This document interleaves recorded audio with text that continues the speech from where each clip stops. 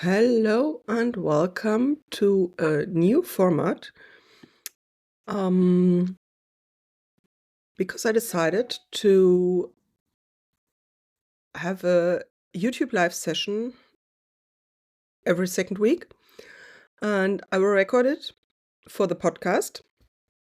And the idea is that you can join the live session, ask questions in the chat that I can answer. Hello, Lise.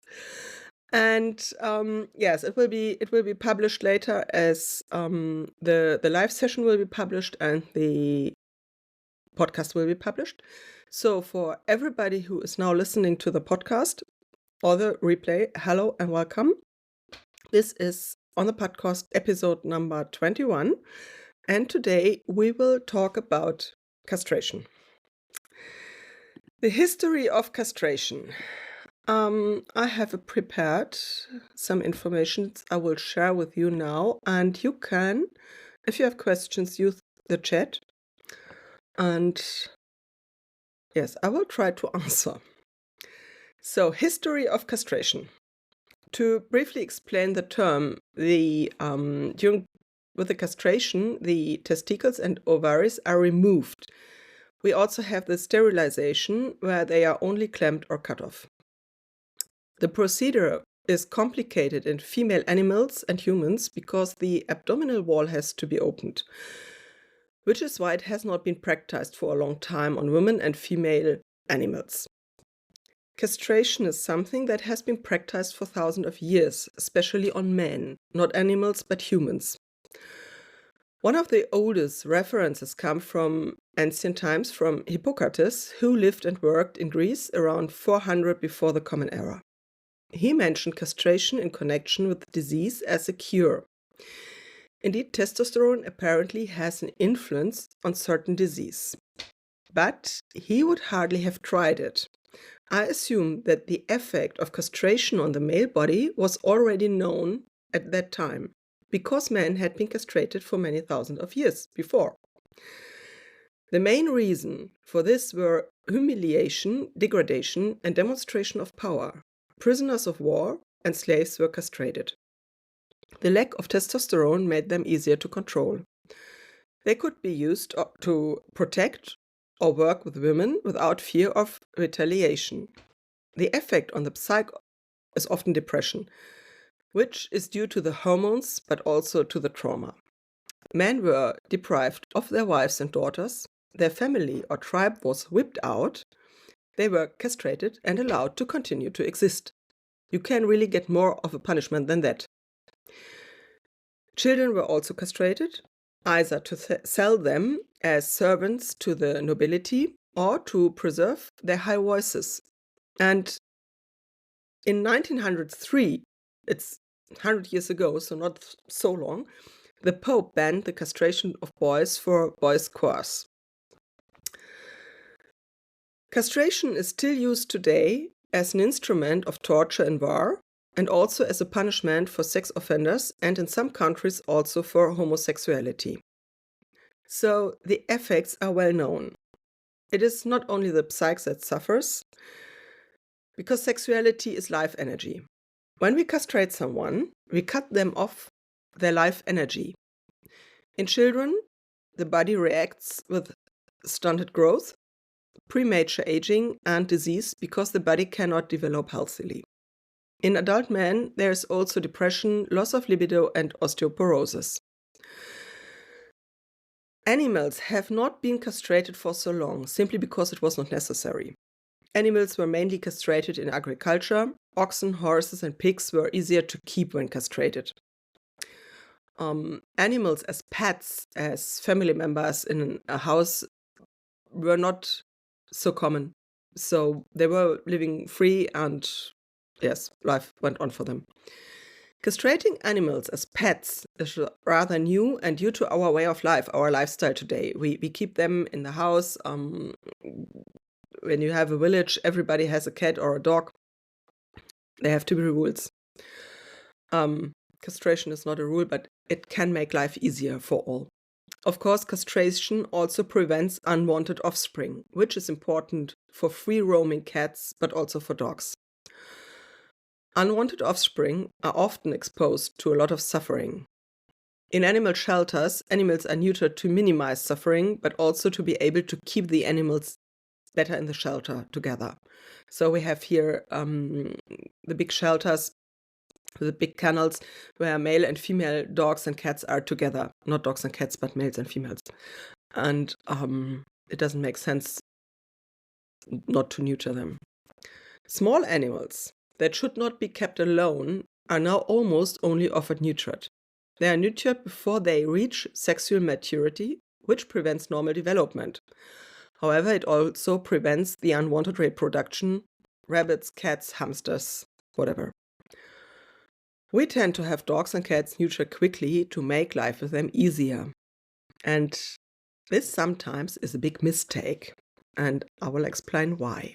We know from thousands of years of experience with castration in men what side effect this procedure has. And it surprises me that we are surprised today that it also has consequences for our pets. Because the consequences for the animals and their owners are not all positive either. Dogs, male or female, that are aggressive, dominant, anxious, or have a high hunting instinct are often neutered. By neutering, we stop the reproduction of estrogen and testosterone. Testosterone is often blamed for aggressive behavior, and this is not true. The other way around, is it? Aggression is caused by stress. The stress hormone is cortisol. Estrogen and testosterone cap cortisol. When aggressive, we have a higher value of testosterone in the body to cap the cortisol. They ensure that a stressed body can slow down and calm down and be peaceful. If I now eliminate these two hormones, cortisol no longer has an opponent. This means that the cortisol level in the animal remains elevated. In the worst case, the animal was also castrated under extreme stress. This fear remains in the system in the body. Fear aggression behavior is thereby encouraged.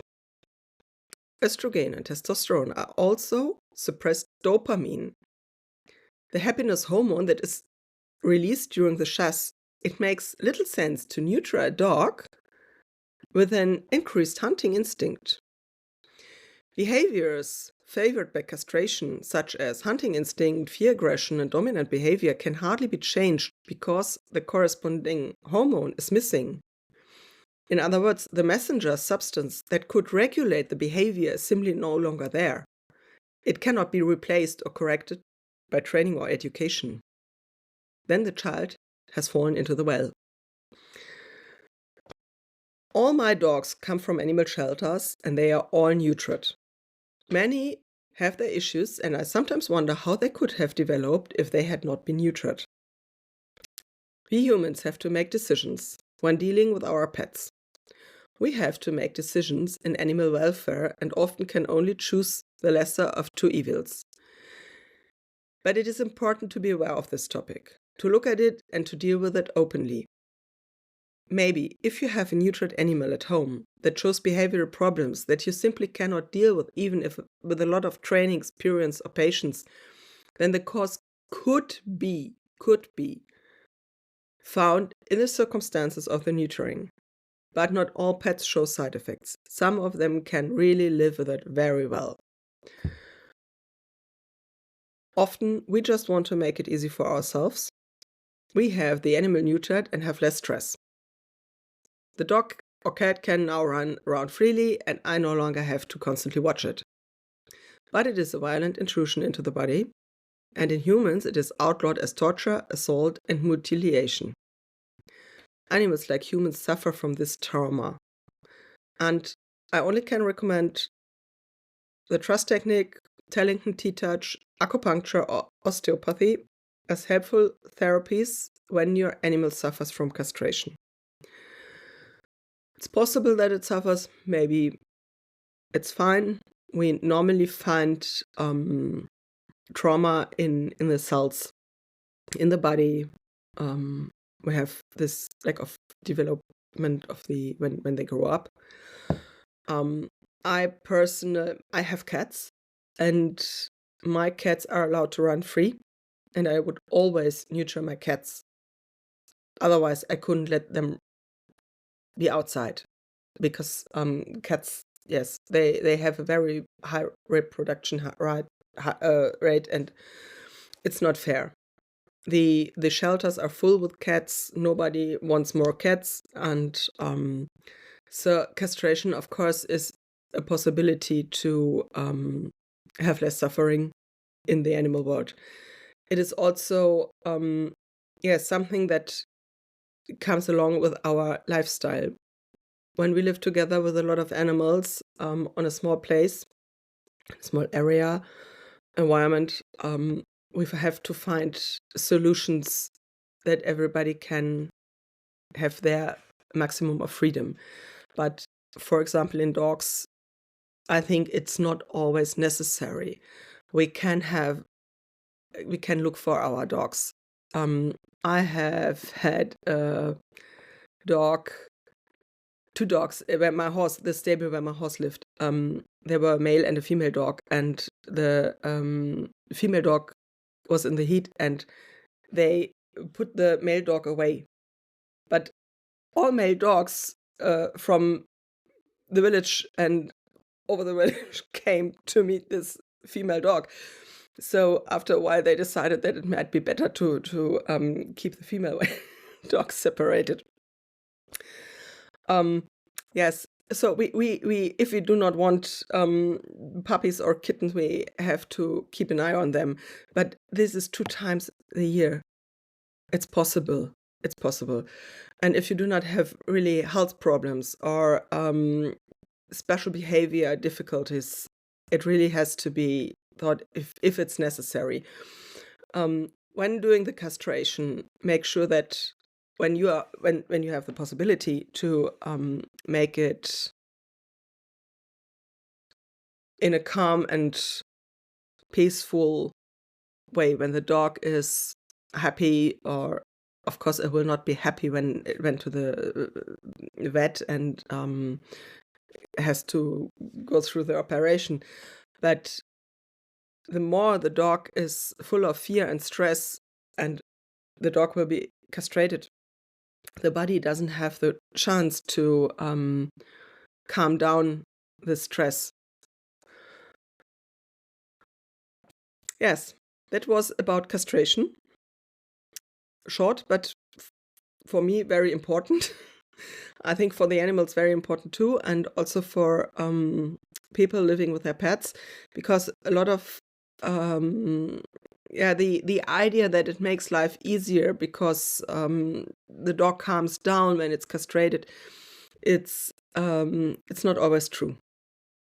It's a bit more difficult, and we know that we can cause a lot of suffer, and if we can avoid that, it's not necessary. In animal welfare, it's something completely different, because we have to stop the suffer from half-feral dogs, street dogs, cats, and they're often neutering them is the only solution that really helps. Killing them didn't help ever. It makes only more suffering, but they will be back one day. And so, yes, thank you for listening. Thank you for watching.